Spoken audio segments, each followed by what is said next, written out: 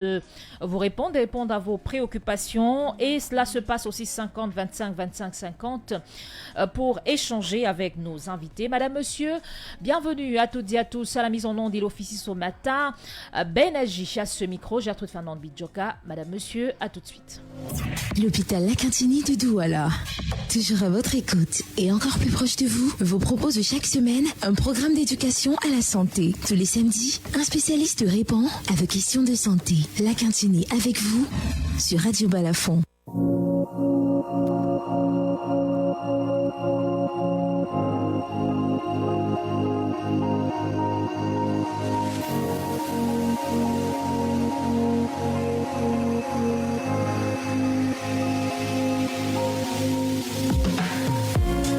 Mycobactériologie. Donc, c'est un département qui est responsable de l'aide au diagnostic, qui est responsable du suivi, mais qui intervient également dans la surveillance des maladies, notamment à potentiel épidémique, parce que nous sommes un laboratoire de référence qui accompagne le ministère de la Santé publique dans la surveillance. Pour ce qui est de l'organigramme, le département a à sa tête un chef de département et un chef de département adjoint. Chaque service a un chef de service et un major qui coordonne les différentes activités. Et nous avons un panel de personnel qui est divers, varié, toutes catégories confondues et qui est responsable de l'exécution des analyses. Voilà, de biologie clinique. À quel moment la biologie clinique est-elle sollicitée dans le processus de prise en charge d'un patient? Et concrètement, comment se manifeste ou alors se présente cette intervention? Merci Gertrude de nous passer la parole. À la suite du chef de département, je tiens déjà à remercier l'équipe de direction qui nous donne cette opportunité, une fois de plus, de présenter l'hôpital La Quintini de Douala. Je tiens également à remercier le groupe Balafon qui nous donne également cette plateforme afin que nous puissions présenter notre institution. Alors, la biologie clinique intègre de suivre l'évolution du taux de sucre dans le sang, mais également d'évaluer s'il prend effectivement le médicament, par exemple au travers de l'hémoglobine glyquée, en plus de la glycémie à jeun qu'on peut faire, également de voir s'il respecte les mesures thérapeutiques qui lui ont été prescrites. Aussi, la biologie intervient également, par exemple, pour confirmer la guérison dans certaines pathologies, par exemple comme le paludisme. Pour confirmer la guérison, on n'aura plus les plasmodiums au niveau du sang. Ça permet de confirmer la guérison. L'unité de virologie vient une fois de plus de recevoir une étoile de certification. Alors dites-nous, docteur Médiciquet, que signifie concrètement cette distinction pour le département dont vous avez la charge et bien sûr pour l'hôpital La Quintini?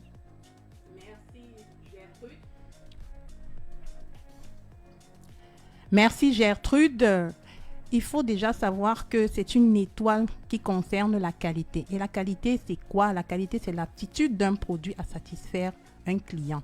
Ici, le produit, c'est l'analyse que nous effectuons au niveau du laboratoire. Alors, pour pouvoir satisfaire le client, il faut respecter un certain nombre de normes et de standards qui ne sont pas toujours aisés et qui demandent un certain financement, qui demande un certain investissement. Fort de cela, le OMS s'est rendu compte que les pays sous-développés ne pouvaient pas atteindre directement ces objectifs-là. Et donc, ils ont fait une grille qui permet à nos pays d'évoluer par paliers. Il s'agit de 5 paliers sous forme d'étoiles, mais en réalité, c'est un nombre de points qu'on vous attribue en fonction de votre évolution. Et donc, le ministère de la Santé publique, c'est l'organisme qui régule, donc qui est en charge de l'exécution de ce programme-là via le laboratoire la sous-unité, la DELMEP autant pour moi. Et donc, le laboratoire de l'hôpital à Quintini est passé de 2 étoiles à 3 étoiles, donc on est passé du palier 2 au palier 3. Et cela signifie quoi pour le malade? Cela signifie que le malade peut être garant, cela garantit pour le malade que les résultats que nous lui donnons sont fiables et vont améliorer sa prise en charge. Qu'est-ce que cela signifie pour l'hôpital? Cela représente une marque de confiance, une reconnaissance à la fois internationale, nationale, mais également des pairs que nous travaillons dans de bonnes conditions. Et quand on connaît la vision et les objectifs de l'hôpital à Quintini en matière de prise en charge, de bonne prise en charge des patients, cela montre à suffisance que nous intégrons comme laboratoire de référence dans la prise en charge des patients. Qu'est-ce qui pourrait, selon vous, justifier cette autre distinction, Dr Essola? Cette autre distinction peut se justifier notamment par l'implication, l'accompagnement, le soutien de la hiérarchie dans le processus de la qualité, mais aussi l'existence de toutes les procédures, le circuit du patient qui est bien défini, la cartographie, le calendrier même des analyses. Par exemple, les patients qui arrivent à l'hôpital du jour, ils ont un calendrier d'analyse lorsqu'il est introduit dans la file active à un certain nombre, à un certain jour, lorsqu'il a déjà commencé la thérapie. Donc, le calendrier des analyses est bien défini pour ces patients-là. Il y a également l'implication de tout le personnel et on peut le constater par les résultats que nous obtenons lors des contrôles qualité, qu'ils soient internes ou externes, où nous sommes toujours autour de 99%, ce qui est vraiment encourageant pour notre laboratoire. Et aussi, nous avons le personnel qui est formé, un personnel qui est rompu à la tâche, un personnel qui est formé justement pour répondre à ces exigences de nos utilisateurs que sont non seulement les prescripteurs, les médecins et pas seulement les médecins de l'hôpital à Quintini, les patients, mais aussi les utilisateurs de toutes les unités de prise en charge qui utilisent ce laboratoire-là. Qu'est-ce qui fait la particularité de la virologie, Dr Essola? La particularité de la virologie, c'est également ces analyses-là. Par exemple, nous prenons en compte le programme VIH, le programme des hépatites et en dehors de ça, nous offrons également tout un package dont ces patients-là bénéficient à des coûts vraiment réduits. 650 25 25 50, une interrogation en lien bien sûr avec la thématique. Eh bien, nos invités vous répondront. Valeur ajoutée au département de biologie clinique pour plus d'efficacité, de fiabilité et de rapidité.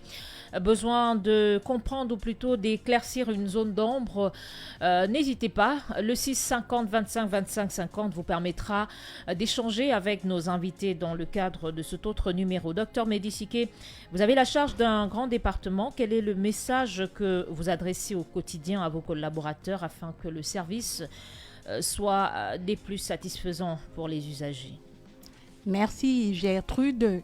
Les collaborateurs que je tiens d'abord à saluer, qui doivent être à l'écoute, une team agréable avec laquelle nous travaillons au quotidien.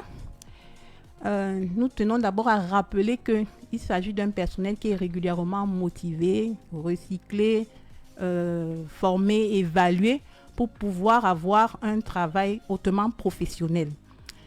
Donc, nous, pour ce qui est déjà fait est assez remarquable. Mais nous mettons également l'accent sur l'accueil parce que le malade, quand il arrive, il a besoin d'être bien accueilli. C'est déjà la base. Nous mettons également l'accent sur la communication. Une communication qui doit être bien orientée. Donc ici, il faut donner la bonne information au bon moment et à la bonne personne. Nous mettons également l'accent sur la confidentialité il faut pouvoir rendre des résultats de façon anonyme. On n'a pas besoin d'exposer les résultats des uns et des autres au vu de tout le monde. On met également l'accent sur la sécurité des prestations. On met également l'accent sur la disponibilité des uns et des autres. Et on met également l'accent sur la promptitude afin que le malade, quand il arrive, il soit satisfait. Docteur Essola, parlons de la banque de sang, une autre unité stratégique du département de biologie clinique. La question de la disponibilité des poches de sang reste lancinante au Cameroun. Les banques de sang de nos hôpitaux ont des difficultés à répondre à la demande des malades. Qu'est-ce qui peut justifier cela, docteur Essola? Merci Gertrude pour la parole qui est donnée. Ce qui peut justifier le déficit en sang dans les banques de sang, non pas seulement de la Kintini, mais de plusieurs hôpitaux, c'est déjà le déficit d'information en ce qui concerne le don de sang. Il y a également les limites socio-culturelles, parce que dans notre contexte, ce qui est attaché au sang a toujours un aspect qui n'est pas clair. Il y a ces limites culturelles-là. Il y a également les préjugés. On va poursuivre la liste tout à l'heure. Le temps de prendre cet auditeur qui se signale, docteur Essola. Allô, bon matin. Oui, bonjour. Comment je vous appelle, monsieur? Jean-Pierre. Bienvenue, Jean-Pierre. Merci. Je voudrais déjà adresser toutes mes félicitations à l'équipe de l'hôpital Akintini, qui tous les samedis nous édifie sur pas mal de sujets concernant le domaine de la santé. C'est vraiment une émission qui nous accroche, particulièrement moi qui la suis tous les samedis matins. Alors déjà également, je voudrais adresser les félicitations aux responsables qui sont sur le plateau en ce moment, qui nous ont... Jean-Pierre, qu'on a malheureusement perdu, mais on l'espère, il nous reviendra avant le terme de l'émission. C'est vrai qu'on s'achemine vers la fin, mais on espère qu'il nous reviendra très vite avant le terme. Alors, on en était à énumérer ces difficultés-là qui justifient ou plutôt c'est à énumérer ces éléments qui permettent de comprendre pourquoi il y a des difficultés à répondre à la demande en termes de poche de sang. Voilà. Oui. Voilà. Donc, au-delà de ça, ce que nous voulons également faire comprendre aux auditeurs qui nous écoutent, c'est que le sang est un médicament et malheureusement, ce médicament-là, c'est l'homme qui est la source. On ne peut pas prendre du sang à partir d'une substance. Il faut que nous venions donner du sang pour que nos banques de sang, pour que nos futurs patients, nos parents, puissent avoir du sang, lorsqu'ils seront dans le besoin. Au téléphone, allô, bon matin. Allô, bonjour. Comment je vous appelle, monsieur? Je suis monsieur Paul Essomba. Nous appelle d'où? J'appelle de Douala, Coton. Les médecins vous écoutent. Oui, déjà, je tiens à féliciter l'équipe de l'hôpital Akintini ainsi que l'équipe de Balafon pour ces communications hebdomadaires.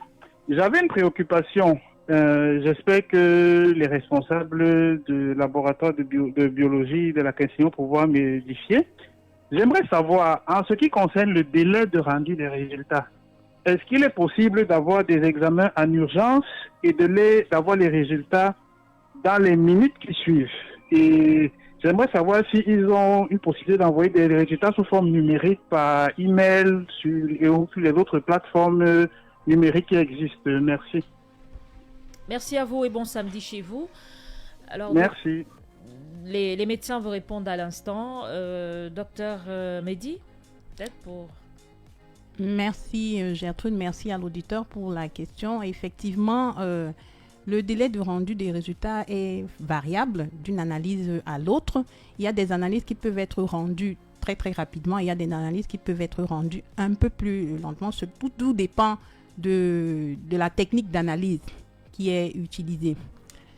Dans les minutes, oui, on peut dire dans les minutes, cela peut être, elle peut être rendue 30 minutes, 1 heure, 2 heures. Toujours est-il que ces délais de rendu des résultats sont disponibles sur nos flyers, dans nos locaux. Tout est affiché quand vous arrivez à l'hôpital à Quintini. Vous pouvez voir les délais de rendu des résultats. Minimum 30 minutes à 1 heure de temps, vous pouvez avoir un résultat en urgence.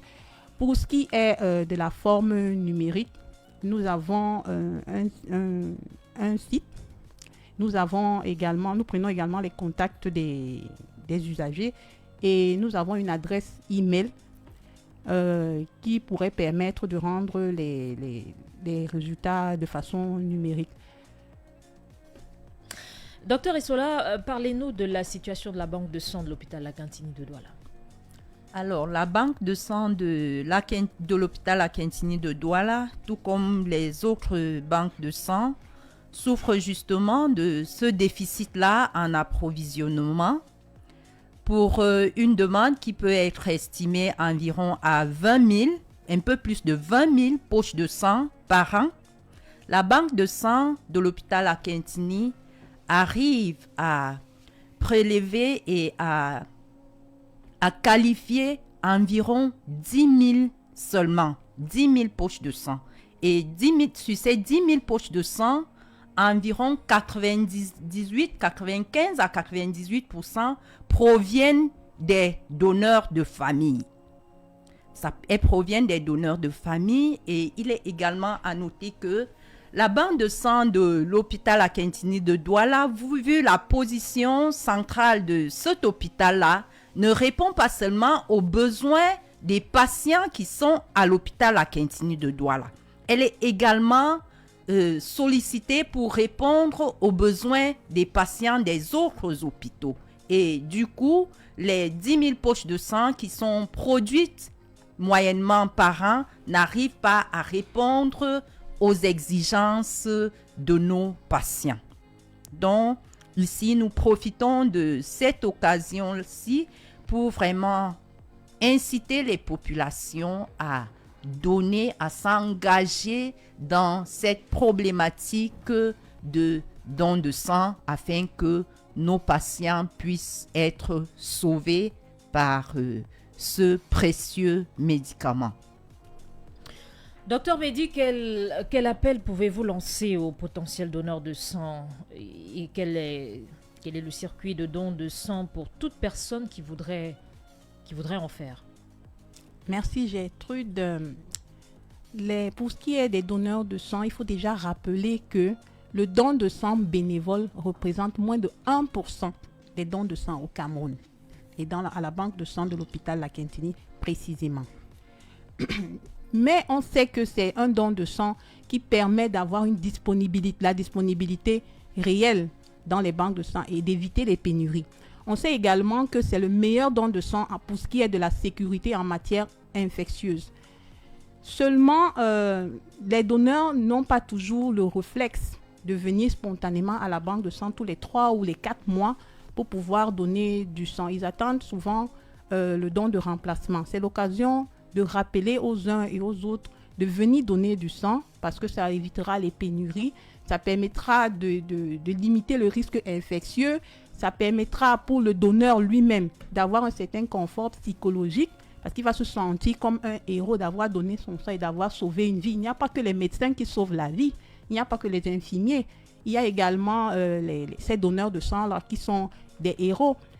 Ça lui permettra également d'avoir un certain renouvellement au niveau de ses cellules. Et à la fin de ce processus-là, il va pouvoir récupérer des examens et savoir connaître son groupe sanguin, connaître son état infectieux pour ce qui est des hépatites, pour ce qui est du VIH. Et cela se fait tous les 3 mois pour ce qui est de l'homme et tous les 4 mois pour ce qui est de la femme. Et quel est le circuit de don de sang pour toute personne qui voudrait en faire?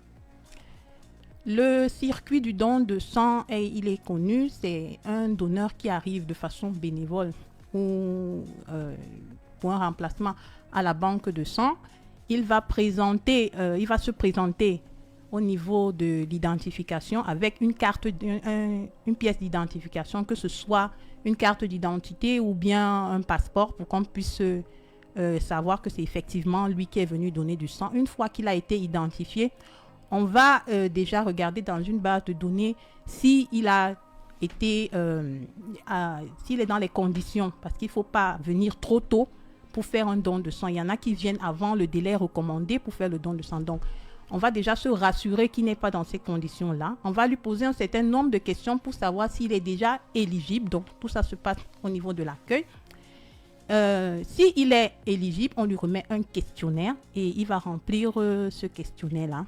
Une fois qu'il a rempli ce questionnaire-là, il va passer à l'étape qu'on appelle la sélection médicale. Et là, on va lui prendre un certain nombre de paramètres, on va revoir certaines questions. À la suite de ce processus, s'il est encore éligible, il va passer à l'étape de prélèvement. Et une fois qu'il est prélevé, il aura un délai de repos. Il va se reposer environ 8 à 10 minutes. Et après cela, il va prendre rendez-vous pour venir récupérer son résultat et pour pouvoir donner le sang ultérieurement.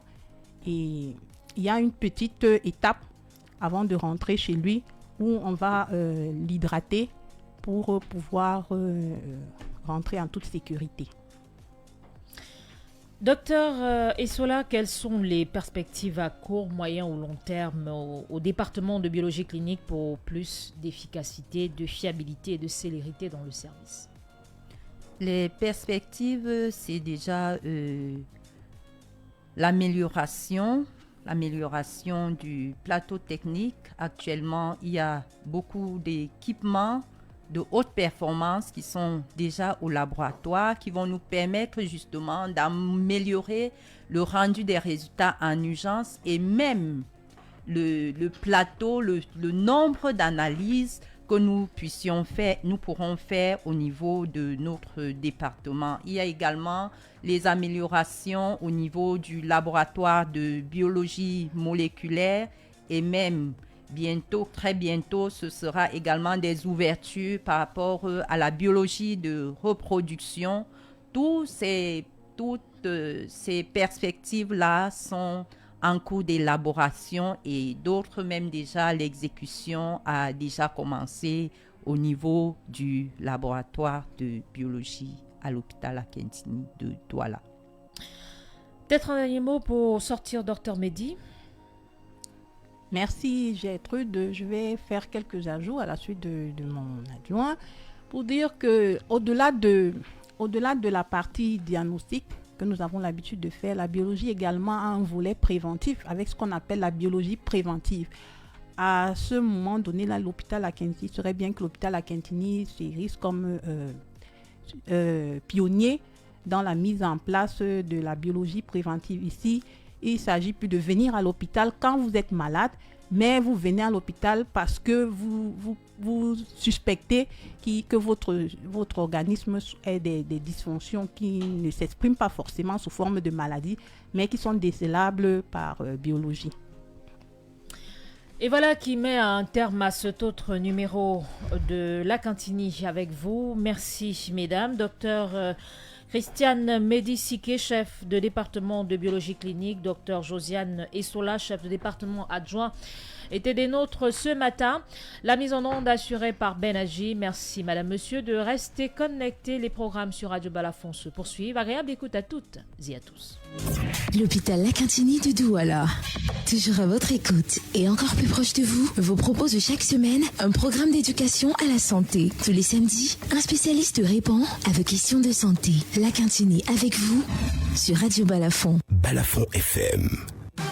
Sur les bouquets Canal+, écoutez Radio Balafon sur le canal 922 et profitez du meilleur de la télé sur Balafon Télévision, canal 324. Radio Balafon,